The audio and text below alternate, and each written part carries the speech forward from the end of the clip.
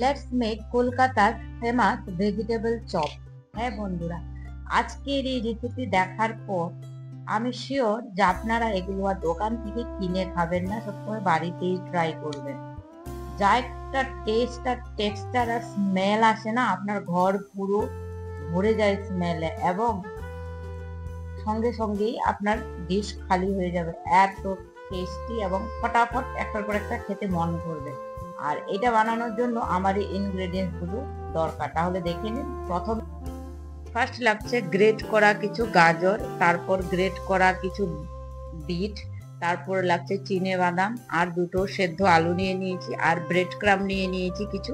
এটাকে আমি মিক্সিতে ঘুরিয়ে নিয়েছি 4-5টা ব্রেড পিসকে, আর নিয়েছি কিছু ধনে পাতা। এখন আমি গ্যাসে একটা কড়াই বসিয়ে দিয়েছি গরম হওয়ার জন্য, আর তাতে দেব সর্ষের তেল। একটু গরম হয়ে গেলে তেলটা, তাতে দিচ্ছি আমি একটা শুকনো লঙ্কা ফোড়ন, আর কিছুটা আদা এবং দুটো কাঁচা লঙ্কা আমি থেতো করে নিয়েছি বা ক্রাশ করে নিয়েছি, ওটা তাতে মিশিয়ে একটু ফ্রাই করে নেব যেন আদার কাঁচা গন্ধটা চলে যায়। তারপর তাতে আমি দেব 5 ফোড়ন, 1/2 টেবিল স্পুন 5 ফোড়ন দিয়ে এটাকে একটু ভেজে নেব।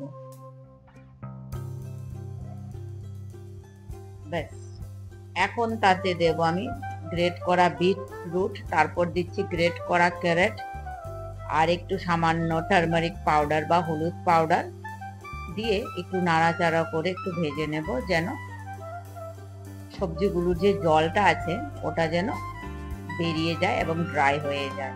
আর দিচ্ছি সামান্য নুন দিয়ে ভালো করে একটু ঢাকা দিয়ে 2-3 মিনিট এটাকে কুক করে নিতে হবে এইভাবে। আর অন্যদিকে আমি একটা ফ্রাইং প্যানে তেল দিয়ে দিয়েছি, আর তাতে যে পিনাট গুলো বা চিনে বাদাম গুলো নিয়েছিলাম ওগুলোকে আমি রোস্ট করে নিচ্ছি, একটু তেলে ভেজে নিয়েছি। বাস, এখন এটা বাটিতে রেখে দেবো আলাদা করে। আর বন্ধুরা, আমার রেসিপিগুলো যদি আপনাদের ভালো লাগে, please don't forget to like, share and subscribe the channel so that I can explore new recipes with you. আমিও মোটিভেশন পাই নতুন রেসিপি এক্সপ্লোর করার জন্য। এখন সবজিগুলো থেকে জলটা মোটামুটি সোক করে নিয়েছে, এখন তাতে দিচ্ছি আমি গ্রেট করে দুটো সেদ্ধ আলু দিয়ে দিচ্ছি, দিয়ে ভালো করে সবজিগুলোর সঙ্গে মিশিয়ে নেব। আর অন্যদিকে আমি তাওয়ার মধ্যে কিছু গোটা মশলা দিয়ে এইভাবে একটা ভাজা মশলা বা ড্রাই রোস্টেড গরম মশলা বলতে পারেন বানিয়ে নিচ্ছি। দেখুন, তাতে আছে গোটা ধনে, জিরে, গোলমরিচ, দারচিনি, এলাচ, তারপরে জয়িত্রীর যে ফুলটা হয়, একটা শুকনো লঙ্কা দিয়ে ভেবে মিক্সিতে একটা পাউডার বানিয়ে নিয়েছি। এটা না আপনারা পাউডার বানিয়ে ঘরে স্টোর করে রেখে দিতে পারেন, অনেক দিন যায়, যে কোনো সবজিতে ইউজ করা যেতে পারে, খুবই টেস্টি। এখন সেই মশলাটা 1 চামচ মতো দিয়ে দিচ্ছি সবজিগুলোর সঙ্গে, আর দিচ্ছি 1/2 চামচ মতো চিনি। এই চিনিটা ইউজ করবেন, তাহলে খুব একটা সুস্বাদু এবং এক্সাক্ট কলকাতা স্টাইল চপের ফ্লেভারটা আসে। এখন ভালো করে মিশিয়ে নিয়েছি এটাকে সবজিটার সঙ্গে। এখন তাতে দিয়েছি 1/2 কাপ মতো ব্রেড ক্রাম, আর দিচ্ছি চিনে বাদাম গুলো যে ভেজে রেখেছি ওগুলো, আর দিয়ে দিচ্ছি ধনে পাতা কুচি, দিয়ে ভালো করে একদম মিক্সচারটাকে মিক্স করে নেব এটার সঙ্গে। একটা স্টাফিং বা পুর বলতে পারেন এটা।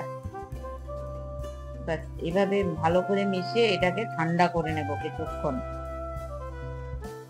আর একটা ট্রিক আপনাদের সঙ্গে শেয়ার করছি, এই সবজিগুলো দেখবেন অনেকের এই চপ বানানোর সময় সবজিগুলো থেকে খুবই জল বেরোয় এবং খুবই ভেজা ভেজা হয়ে যায়। আমার দেখুন সবজিগুলো এতটা ভেজা হয়নি, ড্রাই ড্রাই রয়েছে, ইশারায় কড়াই ছেড়ে দিয়েছে। তার জন্য আপনারা 2-3 ঘন্টা আগে সবজিগুলোকে গ্রেট করে রেখে দেবেন, তাহলে সবজিগুলো থেকে ময়েশ্চারটা অনেকটা বেরিয়ে যায় আর বানানোর সময় এরকম ভেজা ভেজা হবে না। এখন ঠান্ডা হয়ে গেছে, আর এরকম হাতের শেপে আমি এগুলোকে চপের আকারে শেপ দিয়ে নিচ্ছি। দেখুন, ব্যাস এভাবে সবগুলো আমি বানিয়ে নেব। আর অন্যদিকে একটা বাটি নিয়ে নিয়েছি, তাতে দেবো 2 চামচ মতো ময়দা। আপনারা তাতে ডিমের স্লারিও ইউজ করতে পারেন, আমি এটাতে ভেজিটেবল হিসাব করে ময়দা দিয়ে ইউজ করছি। আর তাতে দিয়েছি অল্প নুন, আর জল দিয়ে একটা স্লারির লিকুইড বানিয়ে দিয়েছি। এখন যে চপগুলো আমরা বানিয়েছি ওগুলোকে একটা একটা করে এগুলোতে ডিপ করে দেব, আর ব্রেড ক্রামের প্লেটে কোট করে নেব ভালো করে ব্রেড ক্রাম দিয়ে। বাস, ভালো করে কোট করে নিতে হবে, বা তাহলে আমাদের চপগুলো ভাজার জন্য একদম রেডি হয়ে যাবে। এইভাবে আরেকটা পিসও আপনাদেরকে আমি বানিয়ে দেখিয়ে দিচ্ছি। First deep in refined flour slurry and after that coat in breadcrumb. It's ready. এভাবে আমি সবগুলো বানিয়ে নিয়েছি, দেখুন। অন্যদিকে আমি কড়াই বসিয়ে দিয়েছি, আর তাতে যাবে সাদা তেল বা রিফাইন্ড অয়েল বলতে পারেন।